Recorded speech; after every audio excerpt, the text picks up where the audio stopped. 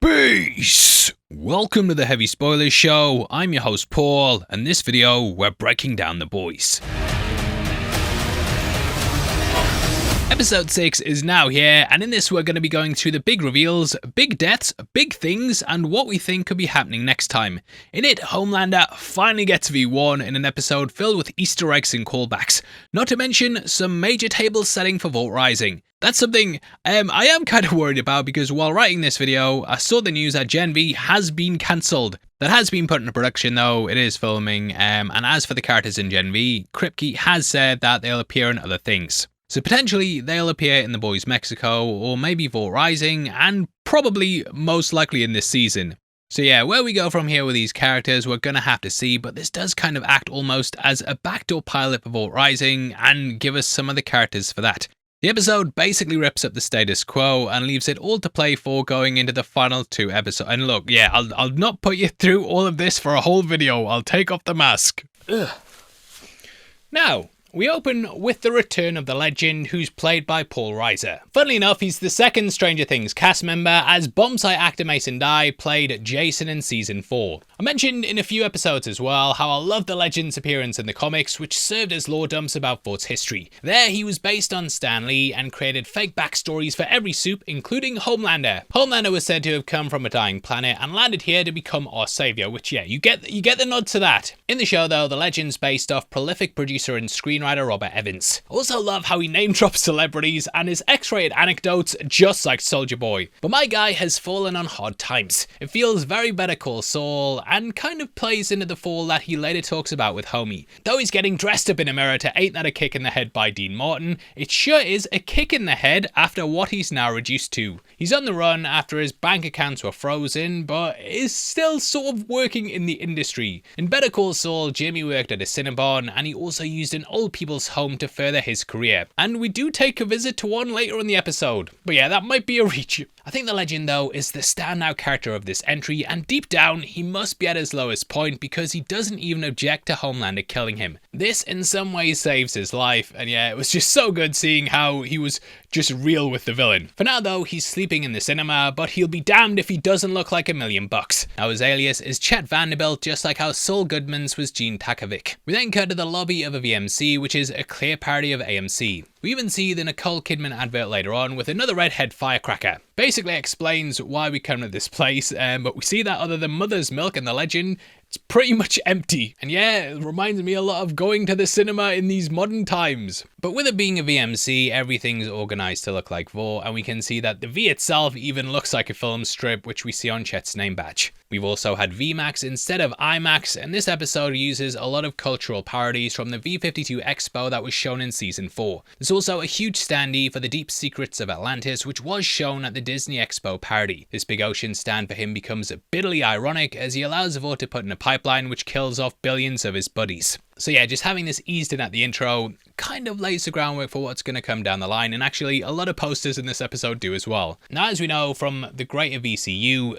this film itself is part of Phase 7. The idea of phases was introduced in Avengers when Nick Fury talked about Phase 2. That's something they've also brought into the show as well, with Sage having a second phase, and this episode actually sets up a third. We also see another Phase 7 movie, Firecracker Lord Soldier, while Mother's Milk's talking to the legend. This movie is actually what Firecracker's watching later as part of the AMC ad parody. On the wall we can also see a mural including the 7 and Payback. I think that's Big Chief Apache on the bottom right, who we later see at the nursing home. We also saw him at the V52 Expo, where a clip of his anti-littering PSA was shown. It was parodying the Keep America Beautiful campaign, which was notable for starring Iron Eyes Cody, who wasn't actually Native American. Also, while writing this script, it has been confirmed that the VCU is the official name for the Boys universe. Now, like every cinema, there's various adverts for combo deals, such as Popcorn and Turbo Rush, as well as a double dog deal. The popcorn bucket trend has also hit Vought, as we see that giving out special deep popcorn buckets with every large combo. This one is inspired by the Deadpool and Wolverine one, which in itself was parodying the weird Sexual June Part 2 one, that for some reason was a shy halussi, and that basically also replaced my wife. Popcorn buckets have become a massive trend though, and I love how the Deep's mouth is just wide open. But we see the legend is very enthusiastic and hot on loss prevention as he stops a kid from filling up a water cup. As as we cut to the Fantastila, we can also see a poster for Oh Father the Musical. Daveed Diggs was of course in Hamilton, which had a special recording released as a movie on Disney+. The legend then name drops Miriam Leibowitz, who I actually haven't heard of. The Gen Z manager has no clue about what he's going on about either, and he tells him to make sure he cleans out the nacho cheese spigot.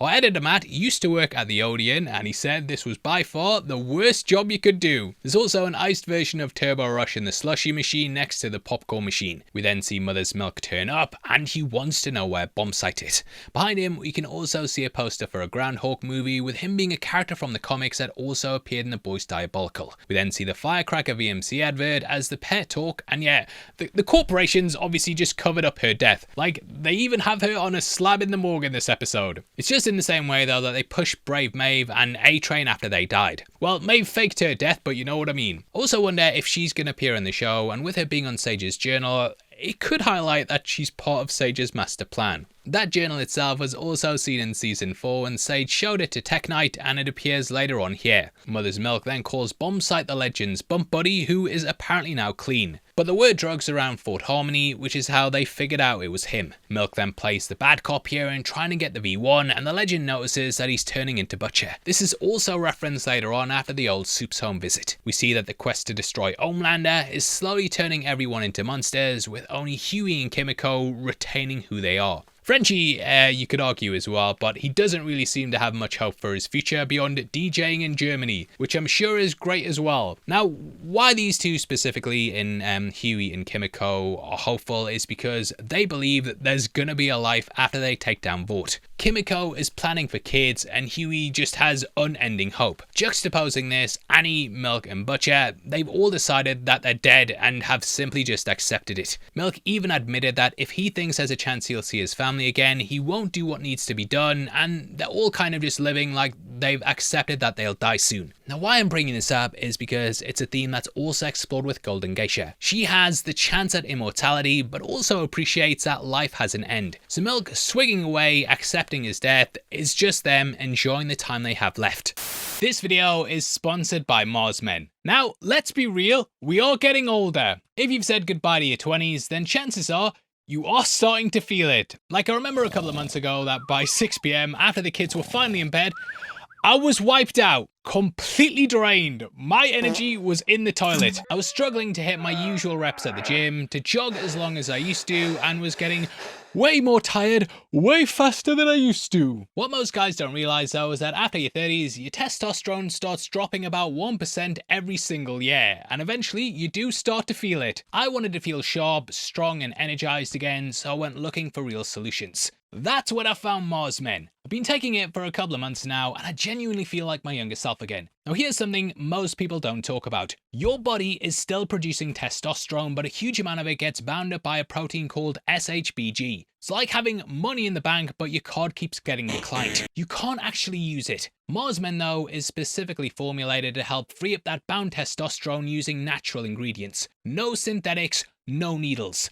It's packed with 8 powerful, clinically dosed ingredients including Tongat Ali, Shilajit, vitamin D, zinc, boron and more. It's made in the USA, third-party tested, and backed by a full 90-day money-back guarantee. Since I started taking it, my workouts have been way better, my recovery is faster, and I have this steady, clean energy from morning to night. No jitters like you get with coffee. Thousands of other guys are seeing great results too, with over 91% reporting significantly higher energy levels. And you can read all the reviews on their site. If you click the link below and go to mengotomars.com, our listeners get 50% off for life, plus free shipping and 3 free gifts. That's mengotomars.com, where you can get 50% off plus 3 free gifts at checkout. And after you purchase, they'll also ask you where you heard about them. And if you could please just write heavy spoilers or something and show us that we sent you guys there, we'd really appreciate it. Just go to mengotomars.com and feel like you again. Now we then cut to the V1 trials. Homelander asked for Vought Labs to prioritize making it and insisted they save time by testing on humans from the freedom camps. The camps are basically concentration camps, and in real life they also featured human testing at places like Dachau and Auschwitz. Frederick Vought used these camps to create V1, and Soldier Boy was then shown liberating one during newsreel footage. Along with this, Homelander's upbringing was very traumatic, as he was locked in a cage like the poor guy here. So now he's repeating the cycles of violence and abuse that he experienced accused while his dad's complicit in the same thing that made him. Ultimately, they don't even need the trial though, as Homie gets the V1 through bombsight. So yeah, it's all about just continuing that cycle of abuse, and these characters are happy to do the same thing that was done to them and thus push things towards an even bleaker future. This has clearly been going on for a while now, and we do learn this is the 35th trial. It also fails, and the poor guy's butt just ejects blood. We also saw a similar trial with the production of the Godolphin virus, where soups were killed as Shetty and Dr. Edison Cardoso worked to perfect it. Gen V Season 2 also opened with scientists taking V1, and all of them except Godolphin died at the scene. Now, speaking of someone who's kind of shitting themselves to death, we see as the Deep walks in looking for Firecracker. He's then told that she's moved on to a better place. Orlando? No mate, hell, or heaven maybe, but I don't know if binning a Jesus figure just before you die puts you in the good graces of God. But this just shows that A-Train and Noir's warning of Homelander killing everyone who works for him have come true once more, and the Deep sees firsthand the cost that comes with staying pals with Homie. My guy should just be swimming as far away as he can from here, but he's so up Homelander's arse that he goes against his own morals again. Now I even wonder if the Deep is going to be barred from the sea now, as all the fish are aware that he's betrayed them. The sad thing is as well, had all the members of the Seven sided with the boys, then they could have easily taken down Homelander. But they've all been complicit in creating this immortal god who has the ability to usher in a never-ending dictatorship. Like, for as bad as some world leaders have been, at least they died. Homelander will live forever though, and just bring in misery to all those who don't bow to him. Homelander then insinuates that Firecracker was an unbeliever, and the Deep desperately wants to prove his loyalty. He's the Lord of the Seven Sea, and fish are his friends, but over time he shunned them. He's gone from being like scared to eat an octopus to being happy eating sushi. He's desperate to stay inside the inner circle and stay alive, but in doing this he loses who he is. But we watch as the Deep accepts being the face of a new oil pipeline. Protesters are blocking Vought Petroleum, who are the same company that runs the petrol stations that we've seen throughout The Boys and Gen V. Pipeline protests have of course been very common in real life, like things like the Dakota Access Pipeline, and it's always a controversial subject. But like real life, the companies ultimately always push on, and this leads to the worst leakage of all time. They also talk about how Homelander's reveal as an immortal god will upset the Middle East. As such, Sage mentions the Saudis will have feelings and OPEC will block oil coming to the USA. Now again, this was written before the election, and we are currently seeing limitations on oil coming from the Middle East. And what did Kripke know? Britain's getting affected. There's been the worry like we're going to run out of oil and stuff, and it's crazy how much stuff they're basically, how relevant every episode seems basically. I think we've seen lots of wars fought over oil at this point though, and yeah, you could probably write a TV show in like 5 years with this plotline and it'll still be relevant. As he also mentioned last week how the market and Vought shares are in free fall, so the effect this will have on America is immense. We see as the Deep is happy to get rid of the protesters though, which is similar to what Soulja Boy did when he was younger. They even had a comic issue of him doing the same thing last week, and it shows a further step towards authoritarian rule. Deep does get concerned though when he's asked to shoot a PSA saying the pipeline is safe. He knows fish fucking hate pipelines and is clearly worried, as so far he's been able to operate in secret. Sage presses him though. Thought you were on the boat. I love how this metaphor speaks to the character's predicament now as well. The Deep is a sea soup, so he should be in the water, but metaphorically he's been forced onto this boat to remain with Homelander, even though he doesn't naturally fit or even really want to be in it. But the Deep wants to show his loyalty to his boss. Firecracker died because she showed hesitation and threw away her beliefs just before dying. So the Deep is doing the same, which does mean he may be the next of the seven to die. Well, after Noir anyway. As for now though, Sage has given up after this trial and says there's no way that she can replicate V1. But Homie says, "There's no way Frederick Vought is smarter than you." Reminds me a bit of the box of scraps line from Iron Man, but here he's holding back his frustration. We know that Homelander is a soup supremacist, so with that in mind, he believes in Sage as he doesn't believe a non-soup is smarter than a soup. Sage goes another route in the end though and ends up using Ashley and her Galaxy Brain 4D chess. Ultimately though, the plan fails as she failed to factor in human emotion. This is something she sees as beneath her, and she thinks people are too predictable to account for the variables. Now honestly, like with Sage's plan in general, I'm just kind of like, I don't know. She's supposed to be the smartest soup on earth, and every week there's something that messes with the plan. So I don't know if this is underwritten or if they're saving some big reveal for how Homelander getting V1 was actually part of the plan, but I just think the whole plan was quite stupid in the end. Let me know below if you disagree, but if they weren't constantly telling me this is the smartest character on earth, I don't think I would have come to that conclusion. We then cut to an advert for Homelander's weekly Sunday sermon.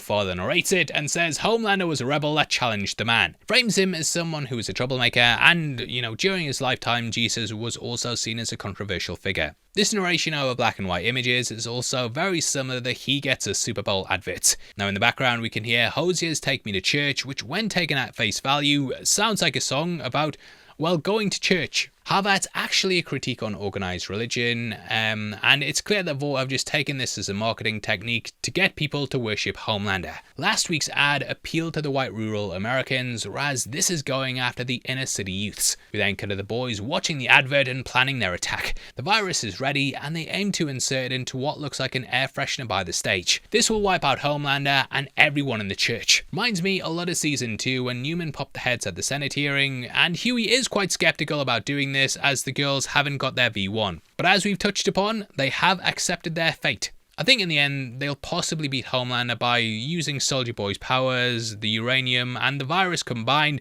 and all these weaknesses being launched on him at once will be what finally takes him down. We did see last week how they were bringing in some equipment from Harmony for a secret project with Milk and Butcher, and my theory time is that Ryan will go toe-to-toe with his dad once more, and then Soldier Boy will be the one that picks between the two. If he chooses his son, it'll usher in an immortal tyrant who will bring the world to ruin. However, if he sides with Ryan, it'll save humanity and hopefully create a soup who's actually the second coming that can guide us to a better path. He'll then blast him, and then Billy might lock himself and Homelander in a room with the uranium and virus. That could be the end of Homie, and them both.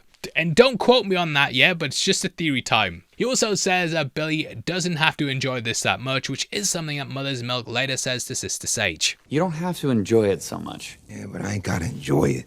At the end of the day, they're gonna commit mass murder, and Billy seems to revel in it. Becca's assault at time feels like an excuse for him to be a right horrible bastard, and it's very clear that he's now lost his humanity. Now, building off what we touched upon earlier, the legend compared Mother's Milk to Billy, but it is quite layered. Marvin has accepted that death is coming, but he doesn't enjoy the horrible things he's about to do. Billy, however, does. That's why just the death of Homelander will never be enough for him. He wants to wipe out Supes forever. I did even wonder if they got their hands on the V1, whether Billy would go through with giving it to Annie and Kimiko. Cause I'm not sure if he will. Billy wants to go ahead ASAP with the plan though, because time is of the essence. We also see as Huey's wearing a Billy Joel t-shirt, and I was as well, mate, but no one was like, well done on the cosplay. That was a top tier costume, mate. They can't all be my deep one. Milk then comes in with the legend, who's impressed by Starlight. He likens her to a young Ursula Andress, which is a nice moment, only for the legend to ruin it and mention that she pissed on him. Lovely. I wonder if he ever got a gold finger, the man with the golden shower. Yes, I know she was in Dr. No and Casino Royale as well. The original.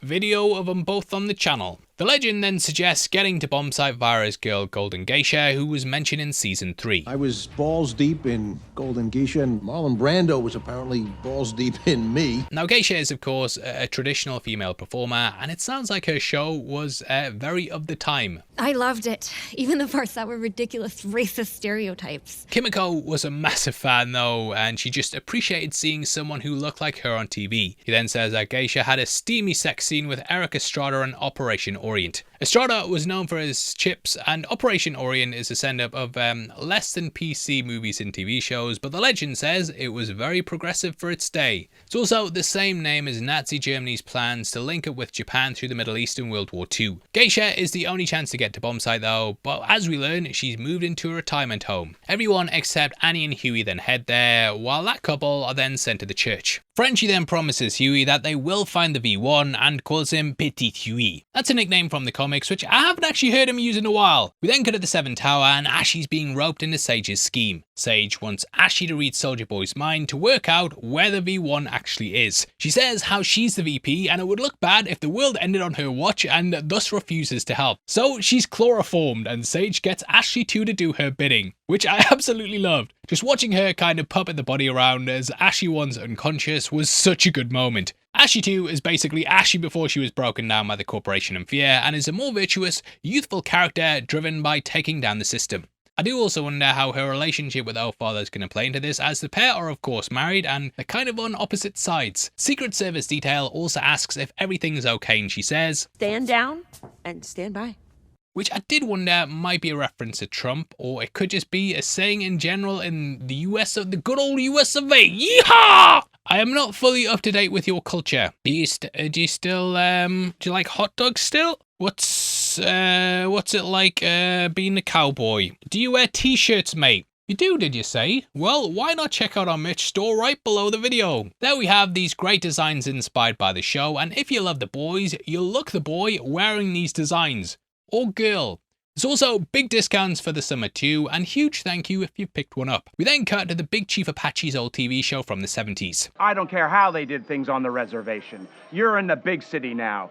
Here, I'm the chief. We see Apache, who is quite clearly a white man playing the part of a Native American, just like the old PSA. He then smells smoke, and a woman comes in saying the old mill's on fire. He's basically Lassie with the trouble down the mill trope, and Native Americans are often portrayed as mystical characters with heightened senses for the land, which I always kind of remember with Nightwolf from Mortal Kombat, but he was a fucking badass character. The show is called Engine 9, which is a play on the song Engine Number 9. Engine is also like the word Injun Joe from The Adventures of Tom Sawyer. Also, the show could be a reference to the 70s show Emergency, and I did kind of wonder if this was playing off the old 70s Hulk show. He then stands up with his tomahawk, which is something he uses later in the fight. As we pull out, we then see Vought Villages, which is an oasis for super seniors. I love how there's a subtle bottle floating in the air, which belongs to an invisible soup. Now, I had kind of wondered what would happen to the elderly soups, and it turns out it's a lot like what we do with our elderly. Just brush them out of the way and let them play bingo and forget about them. This episode centers heavily around age though, and Homelander's refusal to accept nature. Homelander was of course born in a lab, never really had a parental figure, and was propped up as a figurehead for a corporation, who were completely sterile and just did everything for money. So there was never any love, never any humanity, and he's the very antithesis of what it means to be human.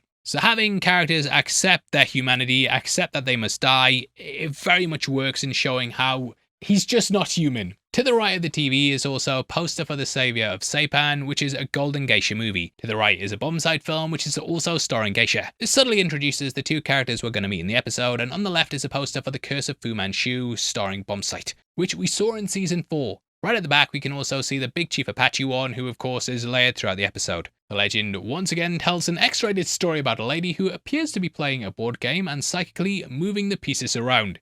And it's kind of like Xavier's home for gifted retirees. Now this builds into Vaught's whole system of control, and we've seen how they've got an orphanage, university, and now even have a retirement home. Shows that once the corporation have you, there's no escaping the company, and they'll be there through every aspect of your life, or you'll be cast to the side.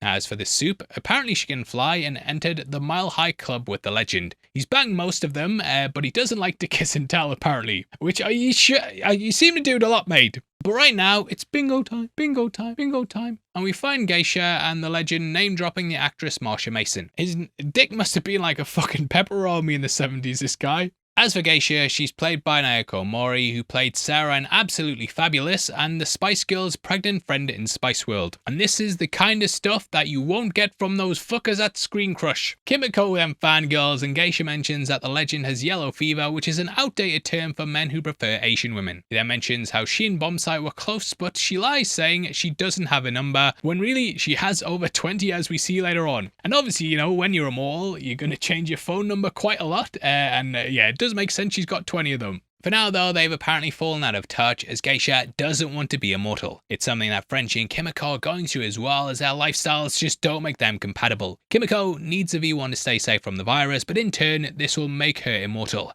Thus she'll see Frenchie get old, wither and die, and I think Geisha shows Kimiko their future isn't realistic. They're then chased out by a Firestarter who has similar powers to Lamplighter and Pyro from the X-Men. Legend then explains that Bombsite won't help if they lay a finger on Geisha. Billy then basically says that all the soups are monsters, and the legend's kind of shocked by the callous disregard for the soups. The soups in the home are his friends, and this animosity foreshadows his comic ending.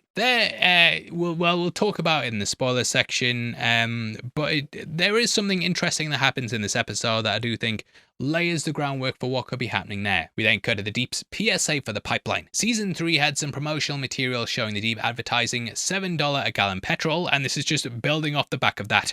My guy goes full Prager as he defends oil, saying that it's good for the environment. He then says it's organic and natural as it comes from the earth. Just like how politicians and lobbying groups have been trying to make a clean coal a thing recently. The Deep, as per usual, has some of the best lines and says that if we don't use it, then the dinosaurs would have died for nothing. He even says that his coral friends can't wait to build houses on the pipeline, and it's a good thing as it provides low-income housing. We cut to Noir though, who's still fumbling over Burke's death, and the fact his dreams have been stripped away. On the screen we can also see the Deep is called the real Deep, and that Jetstreak's like the Post. It does seem like this is another cover-up by Vought, just like Firecracker, as Jetstreak of course died in episode 2. He was killed by the virus, and it does seem like they're still using his account to make sure it seems like everything's a-okay. The Deep also says that he went down there and inspected the pipeline personally to make sure it was safe. This is where Noir then gets the idea to smash a hole in it, as he knows the Deep is an idiot and it's probably just been hammered together badly. Meanwhile, Huey is having a slash and Annie wants to sit down on the bonnet and look at the clouds. It's nice that we actually get a scene of just the two together, as I feel like their relationship has been put on the back burner quite a bit. She says that this is one of the top 5 things to do with Huey and is just enjoying life while she can. As mentioned, she and Kimiko have decided that they won't take the V1 as they'll never get old, while their lovers will slowly waste away. The clouds are also kind of a Rorschach test, and it shows how long she's been around the boys, as she just sees stuff sucking cocks, whereas Huey's stuff's a bit more family friendly. She then asks where he gets his unshakable hope from, and he tells a story about his dad. Also love how Jack Quaid does like a spot-on impression of Simon Pegg's American accent. My dad would always say, you know, son, life is 10% what happens to you and 90% how you react. Never sat right with me, and it's kind of like an uncanny valley thing, as like all the English actors seem to have this this accent. I think it's called the transatlantic accent. I think that's what they call it in drama. But yeah, Benedict Cumberbatch, Andrew Garfield, Martin Freeman, they all do the same accent. Annie then says he's low-key the strongest person she knows. This calls back to Homelander intimidating him and asking what people saw in him. Homie has all the power in the world and even becomes immortal at the end of the episode. But no one loves him for who he is, so he sees going after these achievements as ways to make people like him. But in reality, it just makes it more unrelatable, because like, how do you connect with the owner of a multi-trillion-dollar company that has superpowers and can live forever? Just can't, so he pushes himself and ends up further alone. Huey's strong mentally as well, while Homelander is just a small weak man who without his powers would be deeply insecure. I even wonder if the cruelest fate would be that they leave him alive but somehow take his powers, just like we see with Bombsight at the end. Now, during the scene, the question did flag in my mind if this is one of their last moments together. Due to the ending, it makes me think that we may indeed get a comics ending after all, which is again something that I will save for the spoiler section. We then cut to our girl Sage, who's later trapped for Soldier Boy. After Firecracker's death, he's replacing her at the Sunday sermon. Comments on how basically all the soups are now just using a religion they don't believe in for power, and they've ousted most of the real Christians like Annie and Firecracker. She then baits him into thinking about V1, and though he lies, Ashley too gets the location. Ashley then says that the inside of his head is horrible, and he's witnessed numerous atrocities and has been subject to horrible things, and probably a lot of things that the legend's done as well. They then figure out that he and Homie are going for Bombsight, and thus want to lay a trap. Now Sage didn't expect that Soldier Boy would help Bombsight and then give his son the V1. Granted, she probably didn't know about the whole Stormfront thing, but we will break that down when we get to the end of the episode. Sage defects by cutting her tracking chip out, and I do feel like this might be the last time she's in the 7th Tower. Now this is also something that Starlight needed to remove in Season 2, and it basically means that she's now out the 7. Ashley's been left high and dry, and I do think that she'll end up on the hook for Vaught's crimes, just like her counterpart in the comics. We then cut to a 50s advert with Bombsight. It's promoting Ye Olde Meth, which is, yes, literally meth. This was actually really common in the 1950s and marketed towards housewives as a diet drug. It obviously caused a ton of issues and side effects, which included insomnia, cardiovascular problems, high addiction rates, and in some cases death. But Vought is just always after the money. We then see his Kimiko, Billy, and Mother's Milk plan to kidnap Geisha while she's sleeping. She wakes up though and makes a golden dome force field. This is something similar to what we've seen in Marvel comics and movies with Sue Storm, and like her, she can also put fields around others. Luckily, they knock her out though through her IV, and I did notice Milk had a sinister grin, showing how much he's changed. As they head out, we also see a poster for Merchant Mariner starring Torpedo. When it comes to this character, we don't actually know much about him, but he will be appearing in Vought Rising along with Bombsight and Soldier Boy. It's very fitting with his Navy theme though, and seems to be about protecting merchant ships like 2020's Greyhound. Now this initially seems like a smooth escape until they're ambushed by Supes. We have Big Chief Apache, Hot Flash, and a guy who can stretch his nuts out. Nutcracker, I want to call him. But yeah, obviously though, as men get older, our balls droop down, and this guy is basically a bit of an insight into what's going to happen to Mr. Fantastic. He uses his nuts as a weapon, and this reminds me of Everything Everywhere All at Once in the bum bag. Milk then dips as he has no powers and has had a run-in with some oversized genitals and love sausage. The Freak by Chic also plays, as these are Supes from the 70s. As they fight, we can also see a movie about Midway starring Torpedo.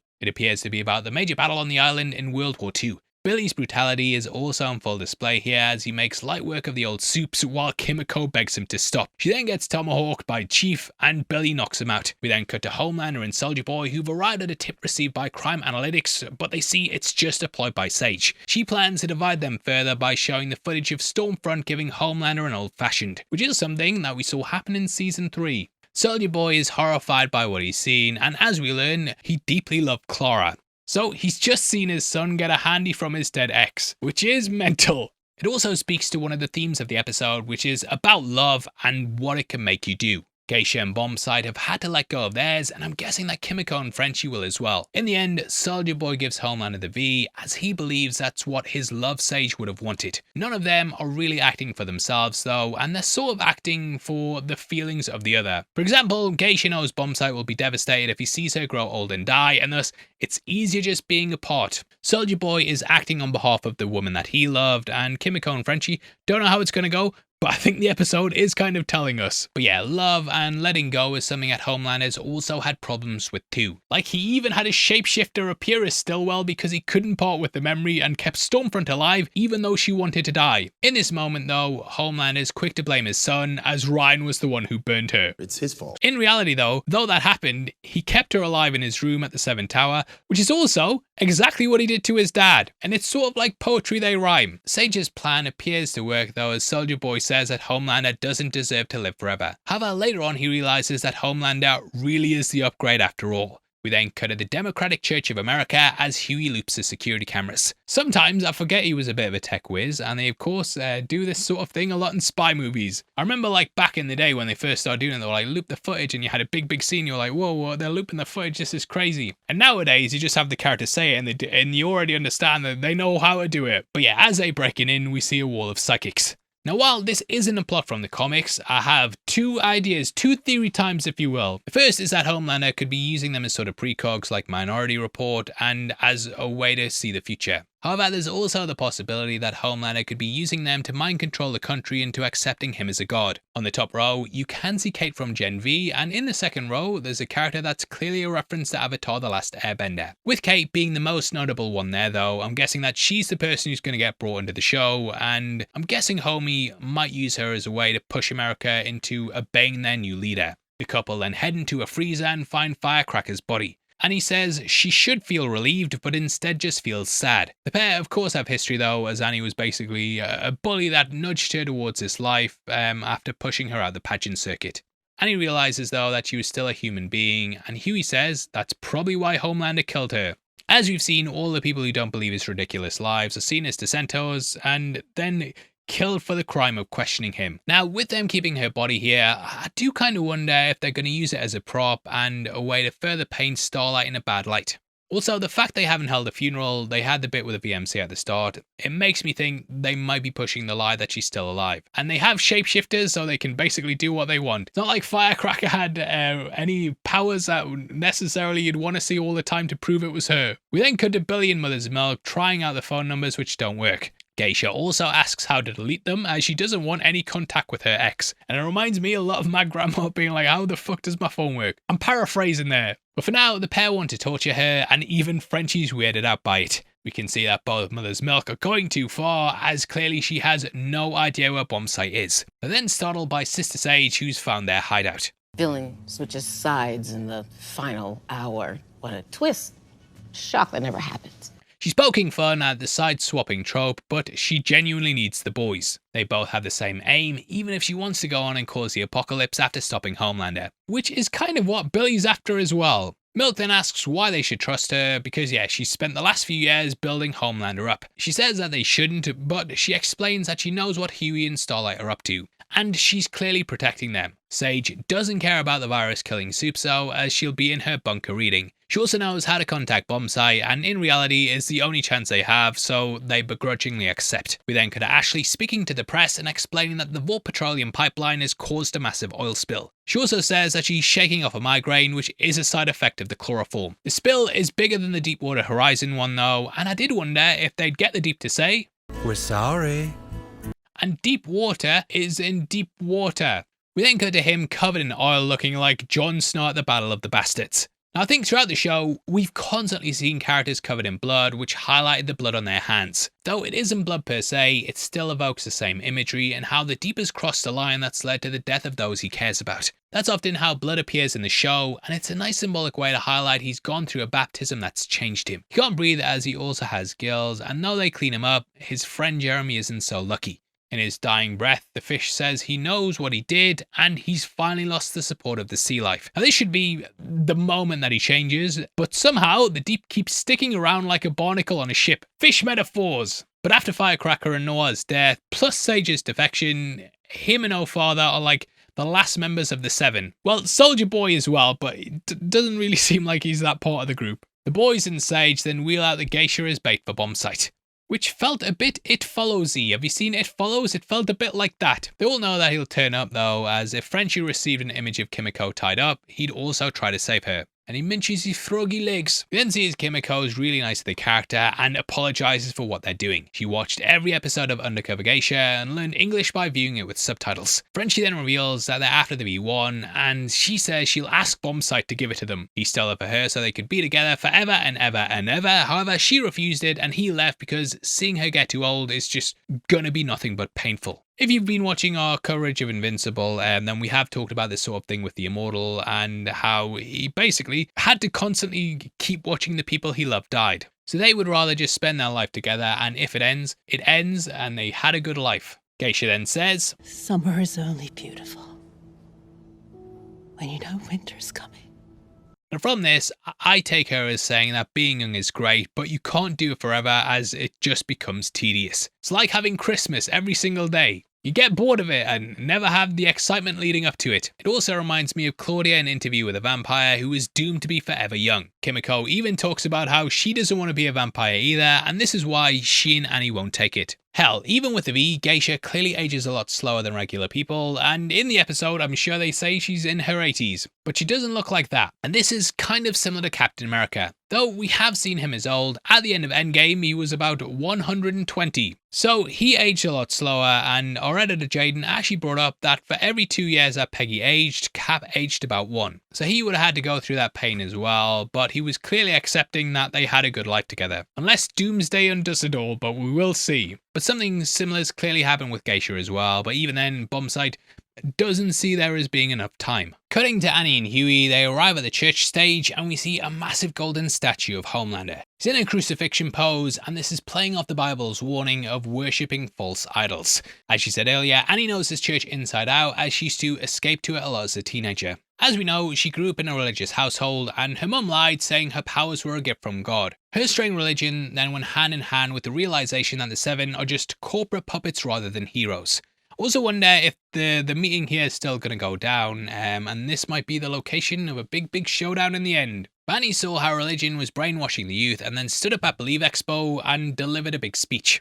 Annie then comes face to face with O-Father and is quite shocked that he's actually supporting Homelander. She's known him for a very long time, and he even talked her and Supersonic out of getting matching tattoos. At one point, he was a nice guy who looked out for her, and Starlight also looked up to him. He actually believed in God as well, unlike Ezekiel, and we get a lore dump that explains why he's backing Homie. Turns out he started preaching when he was 9 years old, and people begged him to pray with them just so they could get a job or improve on their lives. However, this never happened and their prayers went unanswered.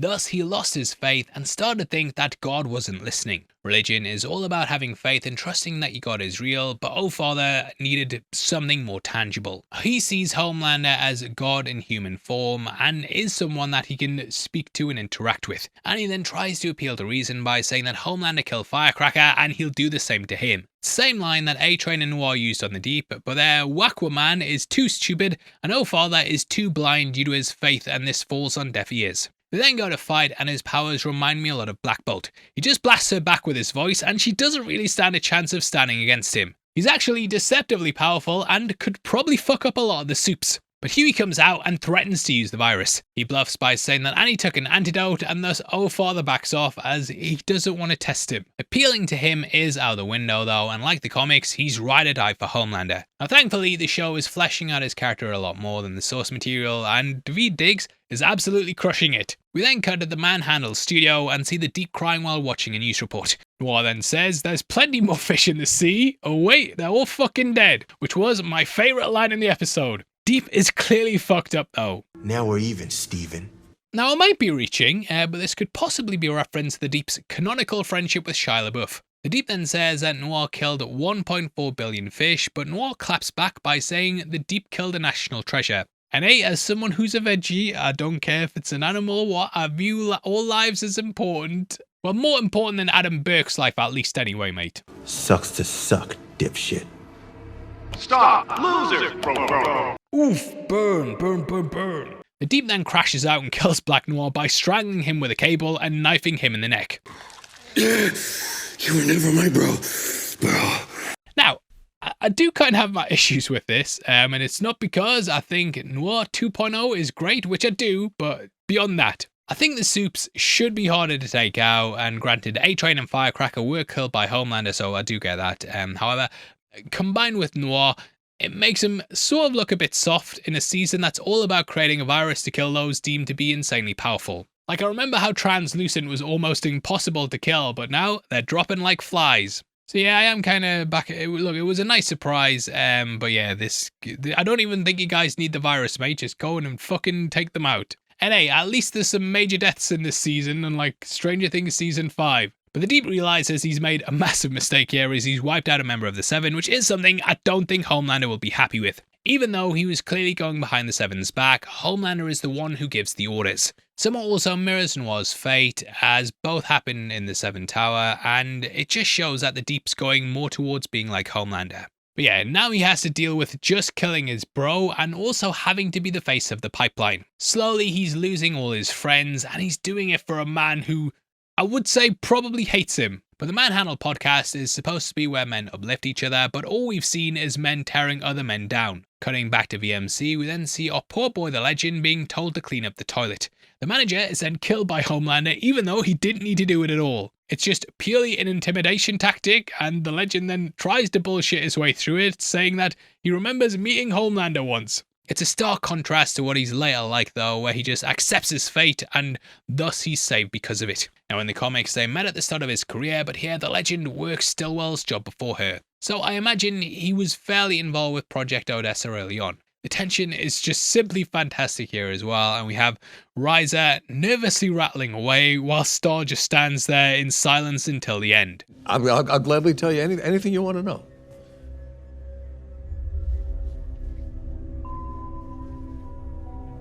Great. That's great. Behind them, we can also see a Homelander movie standee, which looks like the recent Superman film, as well as a Crimson Countess film. With the boys, we then see a Sage Tech soldier boy who turns up later as Mother's Milk asks her why she wants to go through all this just to end up in a bunker. Last week she said she just wanted to sit in peace and read her books, which we compared to the Twilight Zone episode Time Enough at Last. She wanted this even before Homelander knocked on her door, and Mother's Milk calls her crazy. He says that they don't have to enjoy it, but she says at least she's honest. Now I do feel like there's another twist in her tale coming, especially as she swooped in at the end of season 4 after Homelander messed things up and revealed it was all part of the plan. This is then interrupted as we hear Bombsight arrive and we get some heroic Avengers style music. Fades out though like Soldier Boy's Captain America music last week. Now this story is sort of like what if Steve Rogers never crashed into the ice. he would have ended up with Peggy, but in the end that would have still been tragic, as he would have aged slowly while she would have gotten old and then died. But Bombsight has been disarmed by the threat to Geisha, and he's come here ready to talk. Meanwhile, the Legend's taken Homelander to the hideout. And maybe Mother's Milk should have blindfolded him or something. As we enter, we can also see the Straw Hat's Jolly Roger from One Piece, which we missed in our earlier breakdowns. Both stories deal with a tyrannical government whose leader is near impossible to defeat. So just having that in the background was a really nice Easter egg. As we see though, the boys are all gone, and Homelander thinks that Sage is taunting him with a Taco Bell receipt. And we know that girl loves a chalupa. Homelander then starts crashing out and talking to his angel, saying that he was supposed to get V1 and become a god. Are you there, God? It's me, Homelander. He then says that he gave up his boy and doesn't want to become nothing like the Legend. Realizing that Homelander's talking way too much, the Legend then likely thinks that he's gonna end up a legend. He then talks about the passage of time, fading away, and how trying to stay in the sun forever goes against nature. You know, all those old soups at the home? Every one of them had their moments in the sun, and they all thought it was going to go on forever. And every one of them got shoved out in the end. It beautifully reflects Geisha's comments about summer and winter and how one must accept that all things end. The Legend then accepts his death here, and thus he gets to go away. Homelander will ultimately likely die though, because he's aging and his time is coming up, but he sees V1 as the only chance to keep him relevant and that spotlight going forever. Again though, it is unnatural and ultimately will end up with him being even more alone and miserable. He even relates this to Geisha and how she was once on the set of Undercover Geisha getting intimate with Lorenzo Lamas, who, funnily enough, was in Falcon Crest, which is a show with a cast that the Legend banged. Now though, she just sells Activia yogurts and Vought Life Alert necklaces. I've fallen, and I can't get up! But in saying this, the Legend's unknowingly given Homelander his win here, as he can track the necklace to find Geisha and Bombsight. He then pats Homelander on the shoulder, which seems to shock the character. Homelander then says that the Legend isn't scared of him, and it's sort of like last week where Edgar acted unafraid in his presence. However, when it came to dying, he did look slightly scared. The Legend though is sort of the next step and someone who's accepted death just like Geisha. Now the conversations here do kind of reflect each other, and when you look at the Legend and Edgar, it's clear they're sort of different sides of the same coin. Edgar said how Homelander was unremarkable despite having infinite potential and acted bored by his presence and antics. The Legend on the other hand though isn't a money man like Edgar. He's akin to a Hollywood producer looking for talent, and he feels for Homelander, equating his unhinged personality to having said talent. And I mean, all the best actors are kind of a bit mental, aren't they? For once though, Homelander's actually had a decent conversation with someone who treats him like a person and seems to understand what he's feeling. All Homelander wants to be is liked and genuinely loved, and here the Legend showers him with praise and a kind of acceptance. The Legend also helped him get his hands on V1 in a roundabout way, so this is another reason to let him live. But yeah, as we've said, he uses this to track Geisha, and we cut to the boys negotiating with Bombsight. He pleads with Geisha, desperately trying to get her to change her mind, and is clearly in pain over the heirs they've lost. Bombsight has seen enough friends get old and die to really understand how people will accept immortality in the end. Now, there is actually a study about the paradoxical nature in wanting to live forever. When asked if people want to be immortal, most people will ultimately say no. However, the follow-up question is if they want to die next week. Everyone also says no to that too, and where the paradox comes in is that you can keep asking that next week question every week, and most people are just going to keep saying no forever and ever and ever and ever, and thus they will live forever. So one must truly accept their death, which is what the Geisha's doing. Frenchie then reveals that he wants to destroy the V1, realizing it's a curse, and Bombsight pretends he hasn't brought it. Sister Sage then goes full on Sherlock and works out that Bombsight has the V1 in his pocket by using her observational skills. Bombsight then cleans house with absolute ease, and he knocks out Kimiko and then counters Billy's chest full of dicks. He acts like a human torpedo, and I also love how he has a flight jacket as his costume. Everyone gets involved, and then Soldier Boy shows up, and we learn that old Liz sat on his face, which is something I never thought I'd hear in The Boys. It's a brutal showdown though, as Soldier Boy channels Roman Reigns and hits a Superman punch. His fist then hurts after punching his former brother in arms, and Soldier Boy makes Bombsight swallow a pipe, which Is that an innuendo? They then fly out to continue their fight, and Soldier Boy says he hates flying. This is something we learned this season as well, as he didn't want to be carried by Homelander. Bombsight then explains why he can't give the V1 up, as he hopes that Geisha will change her mind or he'll find someone who will. He also explains why he was a mess and took drugs. Soldier Boy was the face of the Vought trials, and he couldn't cope with standing next to someone who was deemed perfect and basically the Homelander of their era. Soldier Boy, even before the Compound V, was the favourite, and that was especially seen with Clara. I do wonder if it's going to set up a love triangle in Vought Rising, and if that'll be a big point of friction in the group. However, Soldier Boy then opens up, saying that he didn't know how to be what people wanted. He loved Clara, but it never worked out with her, and he's basically what Bombsight could become when he loses Geisha. Everyone is trying to hold on to what they have, with Homelander and Bombsight trying to cling on to immortality. However, Soldier Boy doesn't really have anything he's living for since Clara died. So I do wonder if him giving the V1 to Homie is also an olive branch so they can actually become father and son. Soldier Boy then proposes taking away Bombsight's powers and immortality by burning the V from his veins. Interestingly, this also gives Kripke an out for the finale, and again, I do wonder if Homie will be left without his powers as just a regular Joe who's miserable at everyone hating him. However, for now, it's game over, boys, it's game over. Bombsight then starts bleeding, noting that he hasn't seen his blood in a very long time, and he runs away as Homelander turns up. We see his Sage then expects Soldier Boy to destroy the V1, but he actually hands it over. He says that Clara told him that he was the strongest suit alive and the ultimate expression of what they can be, which is a similar feeling to what she had towards Homelander. You are everything that we dreamed of. She then wanted Homelander to fight the culture war for the white race and believed that he was the best of them. Soldier Boy then says that Stormfront was wrong as she hadn't met Homelander when she said it. In some twisted way, Soldier Boy is trying to honour Clara by giving Homelander the ultimate Compound V, and this will make him into what she dreamed of. Also love how Homelander laces his glove in skin, and it kind of plays off those debates about whether Superman needs a kryptonite razor to shave or something. But we end with Homelander becoming immortal, and not even Billy wants to stay and fight.